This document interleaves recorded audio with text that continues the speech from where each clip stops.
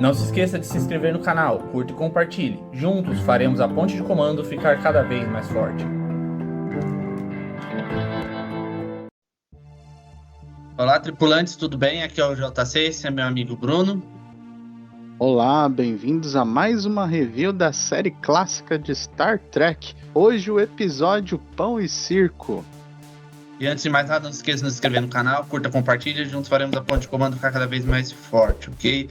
Lembrando que esse vídeo aqui ele vai ter spoilers. Se você já assistiu o episódio, tudo bem. Se não, vai lá, assiste, depois volta aqui. Ou assiste o nosso, vai lá, fica a sua escolha, ok? Você deixa aí nos comentários aí embaixo o que você achou do episódio, sobre a nossa performance aqui, sempre com respeito, ok? Lembrando também que existem várias outras playlists no canal. A gente está fazendo agora análise de Área em Terra.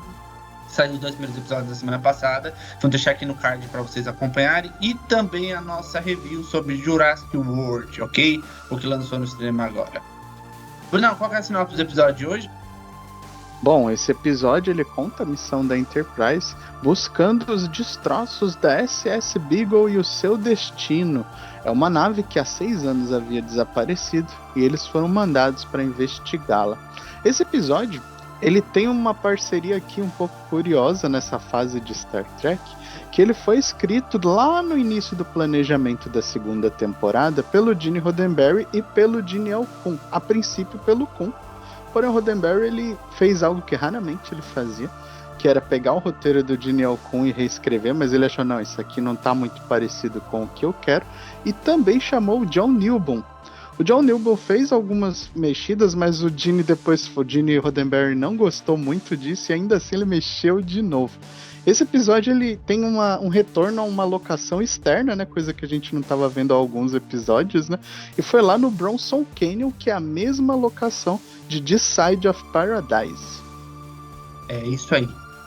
E esse é um episódio que ele vem de uma série de episódios sobre a Enterprise encontrando uma civilização com semelhança exagerada com a Terra. Eu chamo esse tipo de episódio de falta de criatividade, porque não falta de criatividade, mas é para quem assiste a princípio e procura uma coisa nova, talvez pareça falta de criatividade. Mas não é que eu não gosto do episódio, eu acho o episódio muito bom. Eu só acho que atrelado com a humanidade tal qual vão fazer durante o episódio é um pouco desperdício de episódio, mas a gente vai chegar lá no momento certo, ok? Bom, começando então, a Enterprise encontra os destroços da USS Beagle, tal qual nós sabemos, e é uma nave que já desapareceu há um tempinho. E ao investigar os destroços, a Enterprise acaba pegando sinais antigos de rádio.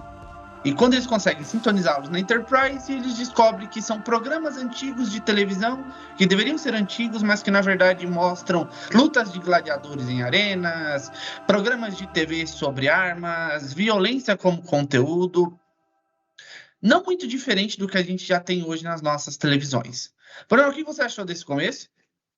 Sim, realmente esse episódio ele tem um pano de fundo da crítica ao sistema televisivo e de mídia daquela época, né? Até hoje eu acho que a crítica é válida porque o entretenimento ele é sim uma ferramenta de uso político, estatal e de poder, né? E esse episódio ele conta isso como os romanos faziam.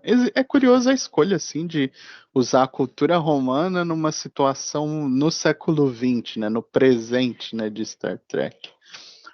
Bom, eles foram até a Beagle e o capitão desta nave, que não é da Frota Estelar, mas sim da Frota Mercante da Federação, é o Capitão Merrick, que curiosamente é um ex-cadete da Frota Estelar que estudou na academia com James Kirk. E ao ver esses sinais, eles descobrem que um dos tripulantes da Beagle está na arena, que é o William Harrison, e ele morre. O que ele fica curioso dessa situação, ele tem a responsabilidade da primeira diretriz e manda um grupo avançado descer por ele, Spock e McCoy. É isso aí. Bom, a escolha dos romanos para serem os vilões desse episódio em si, eu achei extremamente legal. Eu gostei muito, de verdade, assim. Essa é uma ideia que, nossa, ela deveria ter sido muito mais explorada. Tal qual eu falei lá no episódio em que eles voltam no tempo, qual deles, né? Eles têm 1 milhão de episódios que eles voltam no tempo. Tal qual eu mencionei lá atrás, alguns episódios, isso aqui é roteiro de filme, galera. Isso aqui é É roteiro de uma filme. Isso aqui é tempero roteiro diferente. grandão. Isso aqui é coisa boa. Isso aqui é coisa que deveria ter sido muito mais explorada. Usar uma civilização que tem como base os romanos, cara, isso aqui dava uma história muito grande. Isso aqui dava uma história muito grande. Não só um episódio, isso aqui dava um especial. Isso aqui dava um especial de 2 horas. Isso aqui é muito legal. O lance é que eu acho que a ideia em si ela é muito boa, mas a forma como ela foi desenvolvida talvez não tenha estado à altura dela. Tal qual eu disse, a gente vai falar mais sobre essa parte técnica mais para frente, mas já vou avisando que eu gostei muito desse episódio, dessa leva de episódios de alienígenas humanizados, que nem vai ter o episódio dos mafiosos, depois vai ter o episódio dos nazistas. Tal qual dessa leva, eu considero esse o melhor. Eu achei ele o que mais soube desenvolver. Eu acho que ele fez tanto sucesso que talvez isso tenha inspirado a produção a construir outros episódios com essa temática de alienígenas que evoluíram numa civilização de uma parte, numa ideia diferente da Terra. Mas eu gostei mesmo. Quando eles descem para solo, o grupo avançado acaba sendo rendido por alguns. Eu nem falo que eles são rebeldes, porque, cara, eles estão usando camiseta e shorts. Estão usando camiseta e shorts. Assim, eles não parecem uma resistência. Pra mim, não pareceram uma resistência muito crível. O que você achou, Brunão, sobre essa Eles resistência? são os filhos do Sol, né? The Son of the Sun. Curioso, né? E tem um pequeno detalhe quando eles estão em Terra que eu reparei, tem 2 luas nesse planeta, né? Eles fizeram isso na remasterização, né? Colocaram 2 luas nesse planeta. E o Spock e o McCoy, eles estão debatendo a questão evolutiva deles. E tem um detalhe que parece esquisito por conta do tradutor universal, que é o fato da língua ser parecida. Mas existe um motivo por trás de eles escolherem que este planeta tem um idioma parecido com o inglês, né? Por isso que o Spock cita, né? Lembrando que a gente já tem vídeo sobre os romanos, sobre os Magna Romani aqui no canal. Bom, enquanto eles são presos pelos mendigos do deserto, porque a galera, embora seja uma resistência, não parece ser muito resistente, eles têm umas espingardas só, eles são levados ao líder dessa resistência, o líder desse culto dos filhos do sol, que eles entendem que seriam os filhos do sol, mas na verdade tem uma outra dialética por trás disso, que a gente vai falar também mais pro final. E lá eles entendem que esse mundo, eles começam a captar o que acontece de verdade nesse mundo. Que eles são uma civilização que esse planeta cresceu em paralelo com a Terra. A civilização romana dele se desenvolveu, mas não houve uma queda da civilização romana. A civilização romana deles evoluiu até meados do século XX, para que seria a época que a série passa. Pausa para a gente ver como essa ideia é boa, cara. Porque de verdade, na mão de mais orçamento e de um projeto maior, isso aqui dava uma ideia muito, muito boa, cara. Mas não, você concorda comigo que isso daqui deveria ser muito melhor desenvolvido? E eu fico triste porque os Magna Romani nunca mais vão voltar em jornadas. A escolha é interessante, sim, sai do sabor clichê da ficção científica, né? Porém, eu acho que é diferente demais para o que eu já assisti de Star Trek. Gostei da ideia, mas é muito diferente. Acho que sim, se tivesse mais orçamento, mais tempo, né? Porque eles gastaram 7 dias para fazer isso, né? Fora o planejamento de escrita, que teve reescrita, né? Mas foi uma boa ideia, com toda certeza. Uma excelente ideia. E eles estão, como o grupo avançado está buscando os sobreviventes da USS Beagle, eles precisam agora ir para a capital do planeta para ver se encontram o capitão da nave. Porque o capitão da nave é o responsável pelo que aconteceu com a tripulação dele. Eles precisam de informações. Por que que a USS Beagle foi destruída? Onde é que está a tripulação? A contaminação, né? Exatamente, contaminação cultural. Porque uma vez que você desce num planeta que toda a cultura deles é inspirada numa cultura da Terra que já não existe mais, seu pensamento é óbvio. Houve uma contaminação cultural forte e a gente precisa entender por quê, tal qual vai acontecer lá nos 2 outros episódios no modelo desse. Brunão, o que você achou do episódio até agora? É assim, eles têm que descobrir o que que o Mericus fez e se ele tá vivo, se a tripulação tá viva.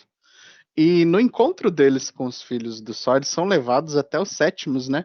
Que é o ator é o Ian Wolf, né? Que vai gravar lá o episódio lá da biblioteca de Athos, né? No Beta Niobe, na terceira temporada, né? Aqui é a primeira aparição deles.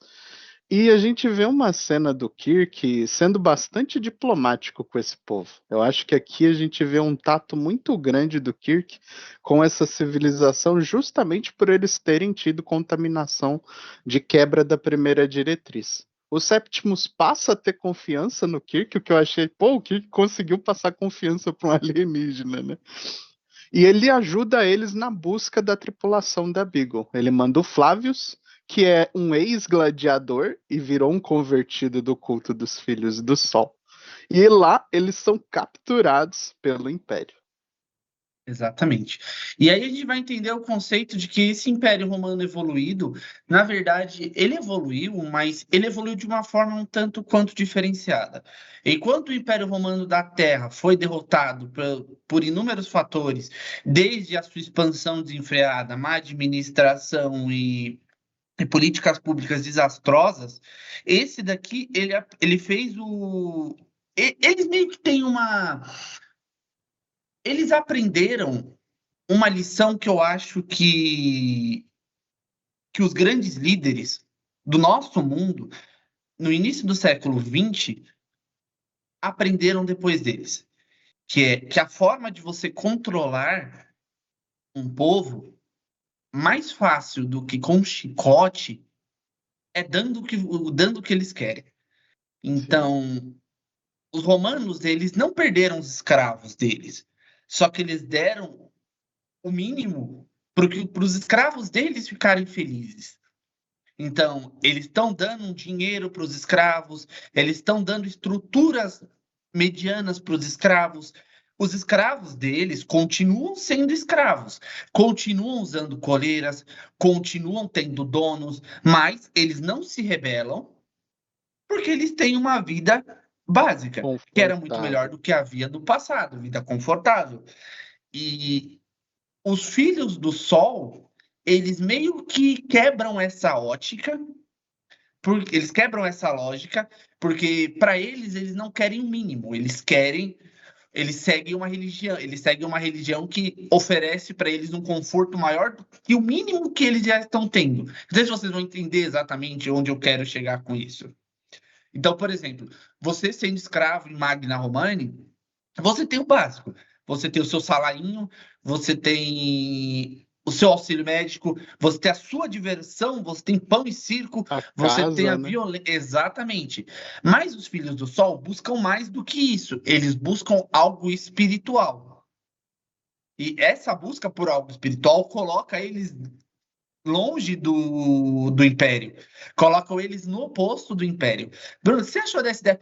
Eu achei a ideia boa. Eu confesso, eu achei a ideia essa narrativa boa. O próprio título diz a intenção do episódio, que é questionar o pão e circo moderno. Literalmente, né? Eu me surpreendo da NBC ter aprovado esse episódio na época, né? Da CBS conseguir transmitir isso com a Desilu, né? Mas é essa a intenção. E os Filhos do Sol, eles têm uma ideologia parecida com um paralelo do que é o cristianismo, em que eles pregam amor ao próximo, não violência, eles se recusam a matar, né? A gente vê isso, eles não apreciam violência nem a morte. E os romanos apreciam a morte como entretenimento ainda, né? Mesmo com vários séculos, eles mantêm os gladiadores e as arenas, né? E Exatamente. aqui, quando o Kirk ele encontra o Mericus, ele tem essa conversa e o Claudius, que é o procônsul, tipo de imperador desse Império Romano, ele fala para eles como se os humanos fossem fracos. E o Kirk ele se surpreende que o Mericus ele cedeu à luxúria e à ganância desses romanos. Ele entregou a própria tripulação da Beagle em favor de ter poder e influência. E isso me deixa assim, poxa, é um paralelo de como algumas pessoas que têm o potencial de fazer o bem, por conta de ganância e egoísmo mesmo, acabam se entregando ao mal. Eu acho esse cara um belo de um idiota, esse capitão, belo de um idiota, porque não existia a possibilidade da frota não ir atrás dele. Exatamente. Não existia a possibilidade da frota não ir atrás dele. Eu acho que ele estava contando que talvez ele não fosse encontrado, ou talvez os romanos tivessem um poder maior em solo do que a frota teria, mas não faz o menor sentido. Eu achei a ideia dele bem idiota, assim, eu achei ele bem covarde. Eu acho, inclusive, que ele é um dos capitães antagonistas mais covardes que já apareceram em jornadas, porque talvez seja uma coisa da gente observar os outros capitães, todos os capitães que a gente observou na história de jornadas, eles deram muito a vida deles para proteger a própria tripulação, sabe? Eles sacrificaram ao máximo. Você é um capitão, e isso é estabelecido no cerne de jornadas. Se você é um capitão, você é o último que tem a opção de sobreviver. Você dá a sua vida para a sua tripulação. E aí o cara simplesmente mandar a tripulação dele descer para ele ser escravizado Ele pelos vendeu romanos, eles. ele vender a própria tripulação. E assim, é bem idiota, sabe? Eu achei assim uma ideia bem. Não idiota a ideia é boa, mas uma atitude bem escrota e que vai me colocar no lado oposto do Kirk no final desse episódio. Mas a gente vai falar disso quando a gente chegar lá. É interessante a gente observar que quando eles são capturados pelos romanos, eles dão um passeio de carro pelas ruas Ah, das sim. cidades do planeta. E são cidades grandiosas. Os romanos deles arrebentaram. Eu queria saber se aquilo foi gravado em Roma de verdade. Porque Tem seria cenas que interessante. são do, se eu não me engano, do Smithsonian. Tem também de Paris e de várias construções do mundo que lembram a arquitetura romana, mas ainda estão de pé. Eu achei muito, muito legal. Eu achei um design muito bacana, assim, das cidades. Dá-se a entender, e eu vou falar mais disso pro final também. Tem muita coisa que eu vou falar no final, mas dá-se a entender que os romanos, eles não dominam todo o planeta. Eles dominam certas partes do planeta. Tem alguns romances fora esse episódio, romances não canônicos que mostram que os romanos, eles tomaram o que seria o paralelo com a África no planeta deles, estabelecendo domínio sobre todo o planeta. Eles mesmos falam aqui que existem áreas com selvagens. Se existem áreas com selvagens, então quer dizer que eles não dominam tudo. Então quer dizer que eles ainda não tomaram controle de todo o planeta. Interessante ideia de ter áreas com selvagens, porque isso poderia fazer um paralelo com aquelas tribos nórdicas e germânicas que bateram de frente com os romanos, e que eu acho que também teria sido uma ideia bem interessante.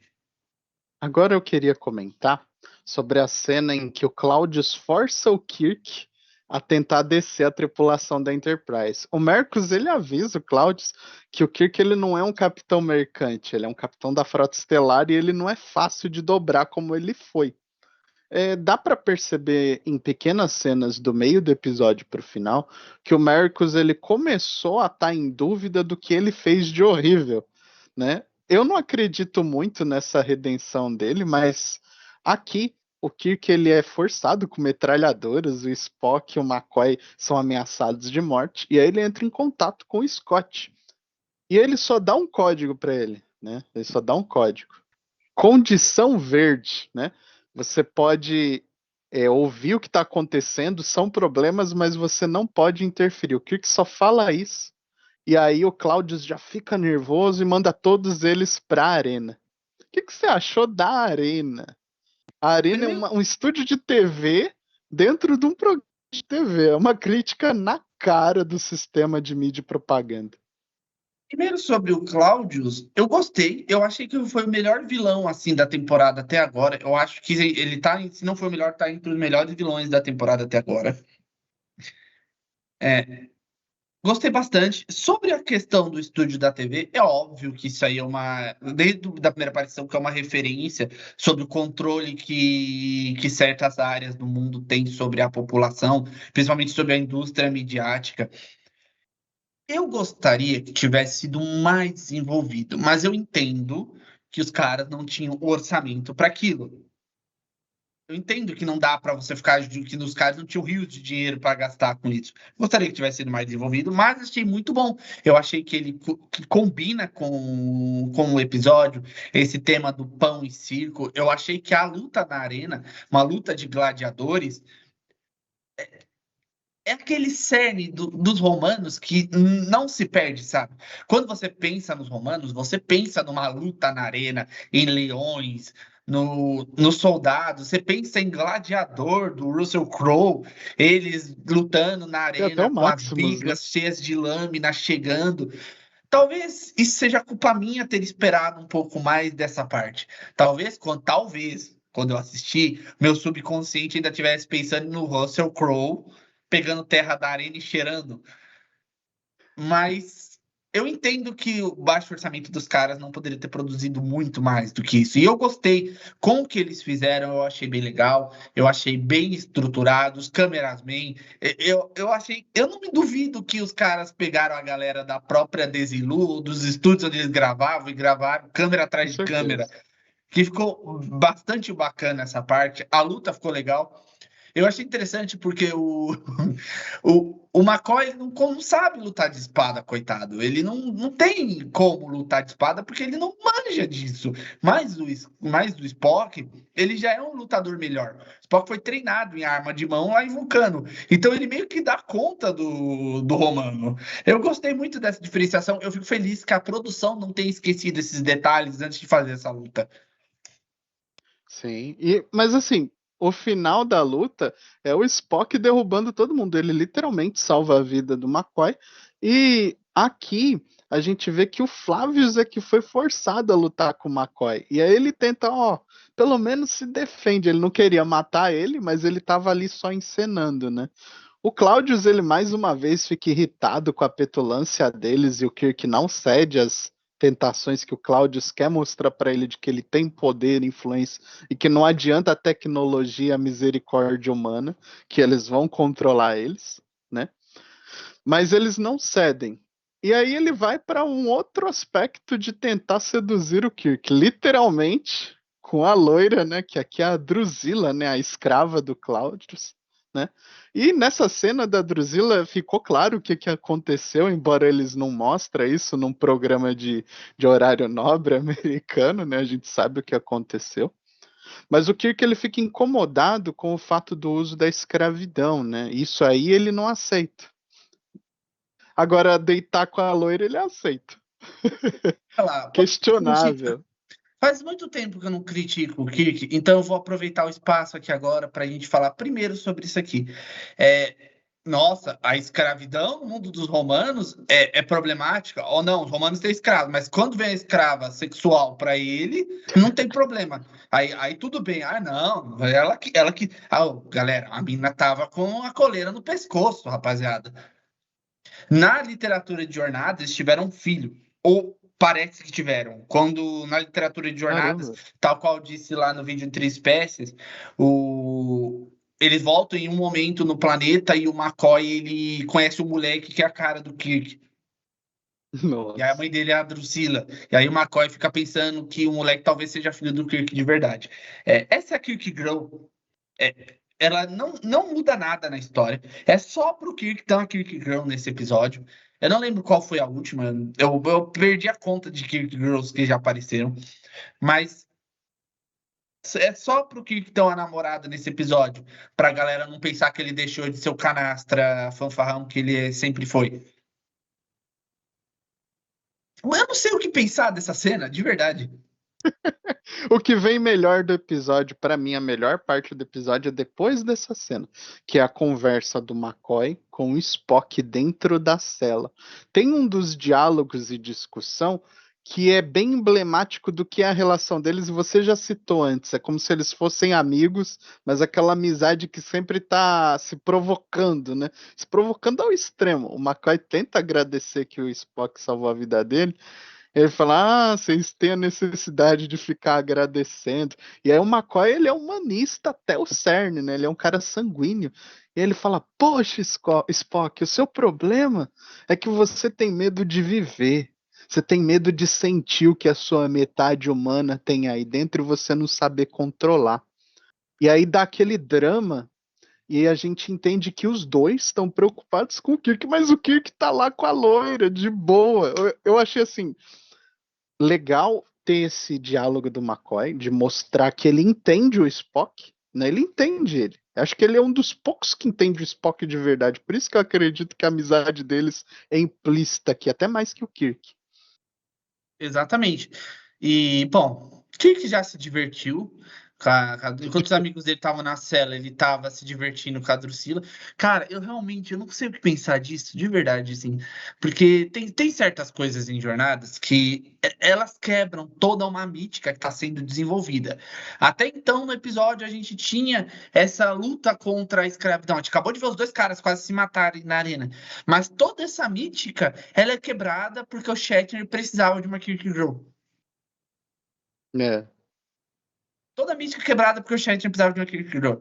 E isso e o envio dela lá é justificado pelo fato de que o procônsul deu a última noite dele como homem ou Como qualquer homem. palhaçada dessas. E agora ele vai ser mandado para a arena. E esse episódio, a resolução dele depois talvez vai inspirar Tsunkatse lá em Voyager. Em Tsunkatse, a resolução, a forma de resolver o problema foi exatamente igual aqui. Quando o Kirk tá lutando na arena, ele tá sentando a porrada no Flavius e vice-versa, o Scott lá em cima entende que a única forma de resgatá-lo sem interferir culturalmente com o mundo é causar uma interrupção no sinal. Então ele corta toda a energia do planeta. A Enterprise tem poder para fazer isso. Então ele corta toda a energia do sinal. Em Tsukatsu acontece basicamente a mesma coisa. Quando a Voyager não consegue resgatar a 7 de 9 e o Tuvok, eles cortam a energia da transmissão e todo mundo que estava assistindo as lutas de Tsukatsu acabam perdendo a conexão e eles conseguem resgatar a tripulação deles. Talvez essa inspiração tenha vindo daqui. Mas o Scott faz exatamente isso. Ele bloqueia todo o sinal e consegue fazer com que a galera se liberte. Brunão, o que você achou disso? Nada crível a luta do Kirk para escapar. É triste, o Flavius ele morreu, né? Ele foi metralhado no lugar do Kirk aqui, né?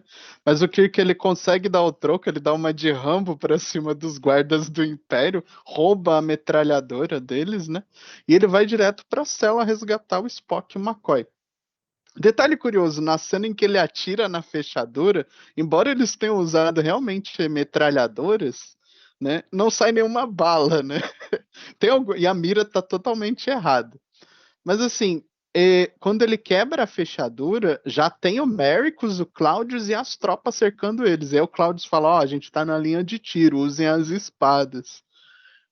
E aí fica aquela briga e o Scott já liga o teletransporte, eles sacam as armas, atiram com eles sendo teletransportados, como se o teletransporte fosse assim, ó.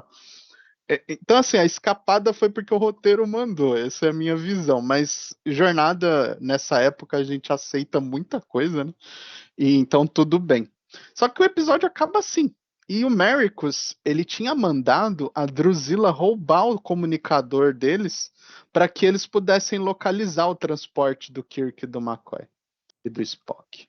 Então foi a Drusilla que salvou eles. Provavelmente a Drusilla depois disso foi morta, né? Assim como o Mericus foi.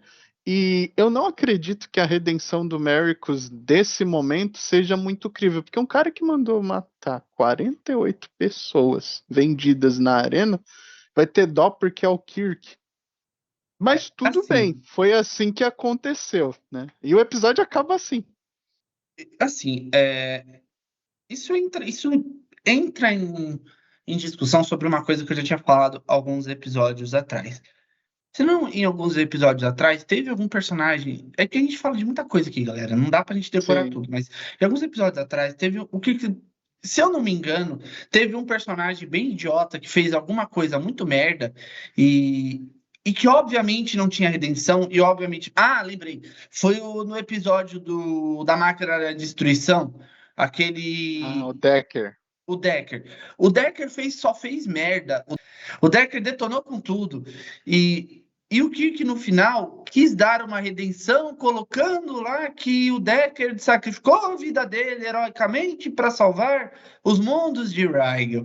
Aqui dá-se a entender que o Kirk quer fazer a mesma coisa. Não, ele errou, mas no final ele foi como um bom capitão que nos ajudou a Darth escapar. Vader.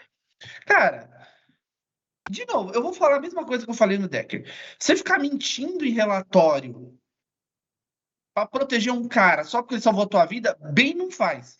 Lembrando que os seus relatórios não são só para você. Outras tripulações estudam isso na academia da A frota. família do cara, A né, família também. do cara vai ler isso. E a família das outras pessoas? Cara, ele não foi obrigado a fazer o que ele fez. Ele podia ter lutado. Ele simplesmente vendeu todo mundo como escravo. Toda a tripulação dele. E a família dessas pessoas aí? Elas são obrigadas a acreditar que o cara foi gente boa? Não, assim, sendo bem honesto, eu não sou ninguém para falar, mas eu detestaria trabalhar com o Kirk. Principalmente por causa disso. Real, eu detestaria trabalhar com ele por causa disso, porque eu ia bater cabeça com ele toda hora. Falar, meu amigo, não é assim que as coisas funcionam. Seus dois melhores amigos quase foram mortos por causa desse babaca. Você vem me falar que o cara se arrependeu? Ele não se arrependeu. Ele ficou com medo dele ser substituído pelo Kirk. Exatamente. Eu acho esse tipo de coisa bem idiota, sabe? Tipo, Ele tinha motivo era pra matar ele, ele não tinha pra motivo para salvar ele. matar o Kirk. Exatamente. Eu achei essa métrica. Ah, ele fez tal coisa, mas ele, no final, ele foi um bom homem. Dane-se o que ele foi no final. Isso não exime o que ele fez com a tripulação dele. O que em si já também coloca a gente em outro ponto. Apesar da tripulação dele ter sido morta majoritariamente na arena, tem aqueles que ainda estão no planeta. Verdade. E aí a Enterprise vai embora, vai deixar essa gente lá? O Mercus, ele fala que... Merrick, né? O Merricus, né? Ele fala que teve alguns que se adaptaram e viviam no planeta, né? E o Kirk realmente, ele não tirou eles de lá. O certo, pela primeira diretriz, era tirar eles de lá, né? Exatamente. E outro detalhe, eles ficaram com os phasers e o tricorder deles. Pela regra, também deveria ter tirado esses equipamentos de lá por conta da contaminação. Então, assim, mas é aquilo, jornada às vezes tem histórias em que os próprios roteiristas, e a gente vê muito isso no presente em Strange New Worlds, Discovery e outras, em que eles criam uma ideia, mas essa ideia está só no campo das ideias em construção ainda. E aí, quando vai gravar o episódio, às vezes eles nem assistiram os que eles já tinham feito antes. Entendeu? Então, assim, há incongruências. O episódio é bom. O episódio é bom. E a discussão final em que a Uhura fala para eles: vocês não entenderam do que eles estavam falando. Não era sol. Sol em inglês é sun. E aí tem o sun, que é com U, e tem o som, que é com O, no inglês, que é filho. Então, o que eles estavam falando não era do Sol e estrela, mas do Sun, que é o filho. Então, como se fosse o filho de Deus. E aí o Kirk, ele ainda fala, pô, eles tiveram então o César e o Cristo deles, né? E aí o Spock, ele ainda fecha falando, então, daqui a muito tempo, talvez eles venham a ter algo diferente no mundo deles, igual na Terra a gente teve também, que é o impacto da mensagem da fraternidade, liberdade, amor ao próximo, compaixão. Eu não acredito muito nisso, né? Eu acho Não. que cada civilização tem uma história e problemas individuais. Mas sim, a mensagem da palavra, né? Ela teve impactos na história aqui no Ocidente, principalmente, né? E no caso deles é querer passar que esse impacto também é inevitável em outras. Exatamente. É raro, né, E ver religião em jornada, né? É que eu acho que a gente comentou uma vez que, pelo menos, cristianismo não é muito comum em jornada. A gente vê algumas coisas, a gente vê algumas informações, algumas menções, mas cristianismo como um todo, ele não é muito comum em jornadas. Ele é bem abaixo da égua, porque, na verdade, não é nem preconceito, é porque existem muitas outras religiões em jornadas. E O como é uma McCoy fala temática disso no alienígena, episódio. e como é uma temática alienígena, ele, a produção sempre resolve dar um pouco mais de atenção para coisas novas. Uma Deep Space Nine foi a que mais abordou a religião em jornadas. Deep Space Sim, Nine foi por causa dos foi a bajorianos. fundo na religião bajoriana, dos profetas, embora existam discussões sobre se os profetas são deuses ou se eles são alienígenas, eles são chamados de alienígenas da Fenda. Tem outras religiões. Eu acho que outra bem aprofundada é a religião dos Klingons. Os Klingons têm o pós-vida Klingon, ele é muito Stovokor. complexo. O Stovokor, o Barqueiro. Klingons são uma religião muito messiânica por si só. Eles são Sim, extremamente messiânicos. daqueles, né? Keyless, tem Messias Klingon de todo tipo. Tem Keyless, tem alguns outros que vão aparecer. Tem a filha da Belana, T'Kuvma. que era salvadora. Tem T'Kuvma, tem a todo gosto, assim. Klingons são muito messiânicos, né? E eu acho isso interessante, eu acho isso legal.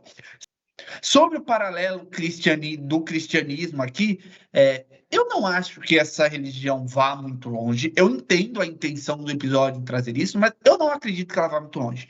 Eu não acredito que ela vá muito longe porque ela surgiu no momento em que o Império Romano, os Magna Romani, eles estão consolidados.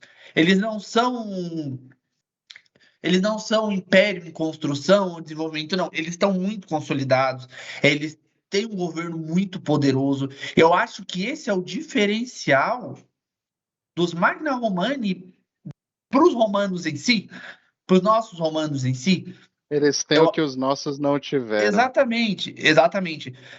Talvez eles sejam derrotados. De novo, os Magna Romani não voltam em jornadas, o que é uma pena, porque eu gostaria muito de ver o desenvolvimento deles. Já Eu tô pensou até uma pensando nave em. com um monte de romano? Que Sim, loucura. eu queria muito ver o desenvolvimento deles, de verdade. Umas naves que tivessem formação romana, inclusive em Pandora, eu tenho a pretensão de colocar um Magna Romani em breve na história para aparecer, porque eu acho uma ideia muito legal, eu acho uma ideia muito desenvolvida, sabe?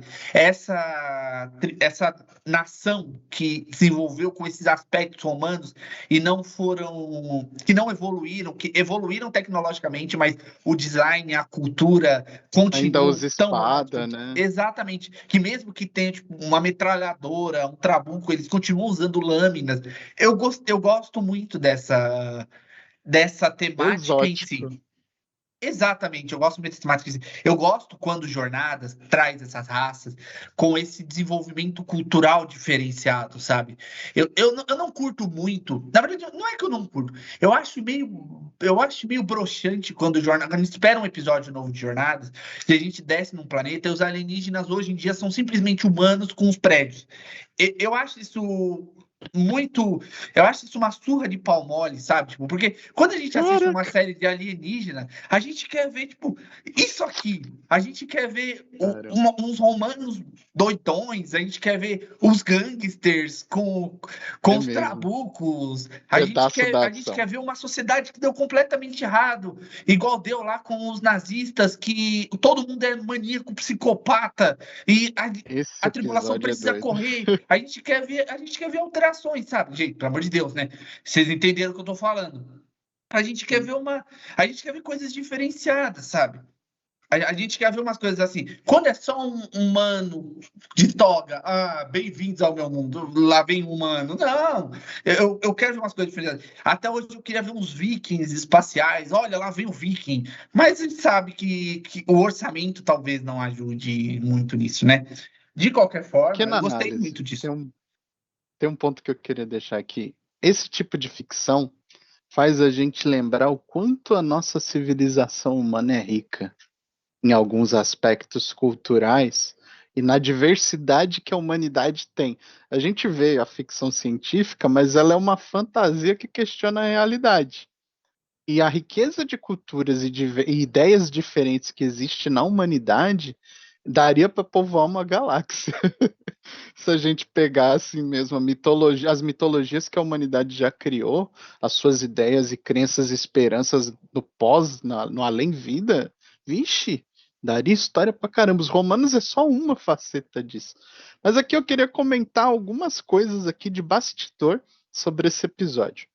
O mais curioso desse episódio é que ele marca o dia em que o Gene Alcun chegou pro Gene Roddenberry e falou: Ó, tô cansado, já deu o meu máximo que eu pude, né? E a partir de então, eles tiram ele e colocam o Meredith Lucas a partir daqui.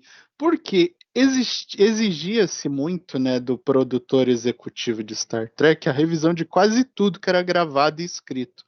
Então era bem exaustivo. E quando o Gene começou a reescrever a história deles várias vezes e ter criticado os 2 últimos episódios, ficou um clima um pouco chato, né? A gente vê alguns relatos disso no livro Inside of Star Trek, e lá conta essa questão, e a partir daqui o Gene Alcun, que foi um cara que contribuiu extremamente para a série clássica. A alma da série clássica tem o dedo desse cara, né?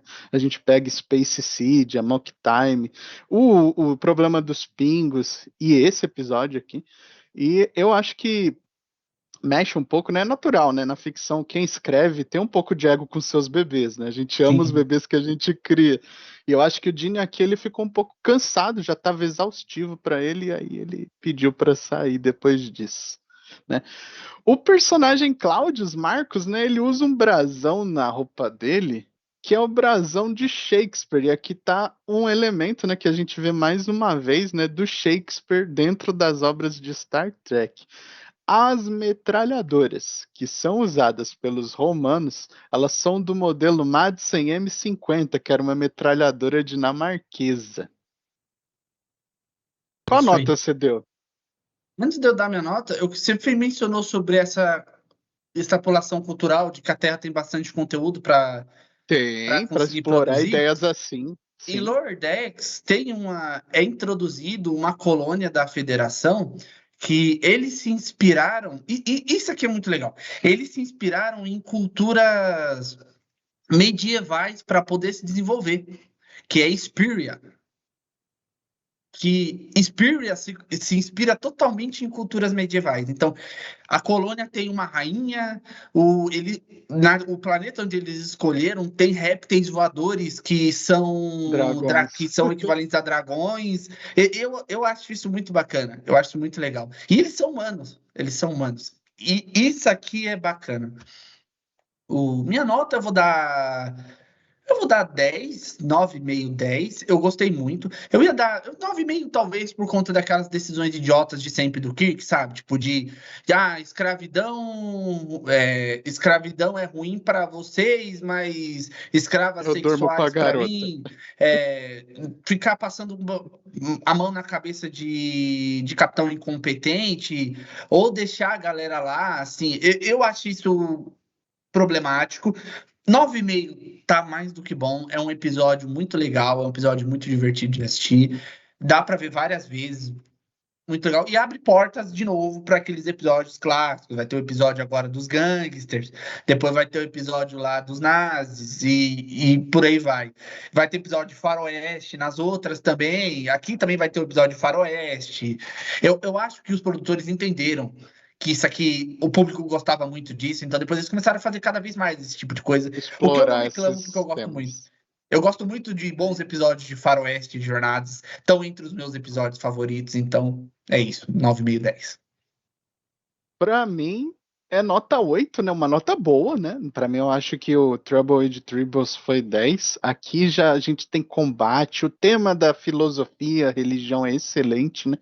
Os efeitos especiais e a produção jogada nesse episódio foi muito bem cuidado, né? Eu acho que teve até consultoria histórica aqui para a questão das armaduras dos romanos, das espadas, de algumas coisas dos seus costumes, né? Mas eu achei a fuga muito absurda. O final do episódio ele fecha na marra, então por isso eu não dou 10. Mas foi uma nota 8, bom episódio. E assim, 3 pontinhos aqui que eu queria lembrar, né? O carro, né, que eles têm lá na revista, o Júpiter 8, na verdade ele é o Reactor, né? Era um carro de exposição de alumínio, né? Foi projetado pelo Gene Wingfield e ele foi concluído em 1965. Esse carro ele também aparece na série Missão Impossível de 66 e A Feiticeira de 1964. Então já era um carro que estava andando nos estúdios naquela época, né? A caverna, né, onde os filhos do Sol se escondem, é um dos locais mais utilizados na televisão. Além de ser a entrada da Batcaverna do seriado dos anos 60, ela também apareceu em Invasão dos Corpos, na série Kung Fu de 72 e diversos outros seriados de polícia e faroeste. Agora, para finalizar, o título Pão e Circo é uma tradução de Panem et Circenses, uma antiga metáfora romana, né, para pessoas que preferem comida e diversão do que a liberdade, né? E a primeira vez que isso apareceu foi lá no ano 100 depois de Cristo. Né? Essa expressão ela é das sátiras de Juvenal, um escritor romano. E eles usaram esse mesmo escritor num outro título para um episódio de Star Trek, lá da nova geração, que é Quem Observa os Observadores. É isso aí. Bom, galera, é isso. Acho que não tem muito mais o que falar sobre o episódio. Foi um episódio legal. Bruno já deu sua nota, eu já dei minha nota. Eu agradeço você que chegou até aqui. Curta, comenta, compartilha. Deixa aí nos comentários o que é que vocês acharam desse episódio. Se vocês gostariam de ver como é que os Magna Romana estão hoje em dia. Vão lá no nosso vídeo de espécies. Vê o vídeo de espécies. Hoje vai sair um novo. A gente estava gravando isso no dia 19. Hoje deve sair o dos pingos, ok? Ontem, dia 18, saiu o vídeo de análise sobre Jurassic World. Jurássico. Meio Rebirth. Não é um Rebirth completo. É Rebirth mais ou menos. Vão lá, assistam. Diz aí se vocês quiserem que a gente comente mais sobre essas coisas, sobre outras franquias. Principalmente, deixa aí nos comentários qual franquia vocês querem que a gente fale. Porque se vocês deixarem nos comentários, a gente vai trazer aqui para vocês, a gente vai dar um jeito, a gente vai se virar nos 30, ok? É isso. Brunão, quer se despedir? Bom, o Jean já deu todos os recados, as notícias boas. Então eu só tenho a dizer a todos vocês que nos assistem sempre. Muito obrigado. Vida longa e próspera. É isso aí, galera. Até mais. Kaplar. Agora eu quero ir embora porque tá passando minha luta favorita de gladiadores na TV. Cláudio Marcos Sextos tá lutando contra Novembros Décimos e eu tô há um tempão para assistir isso daí. Sangue com pipoca, cê é doido. Falou, galera.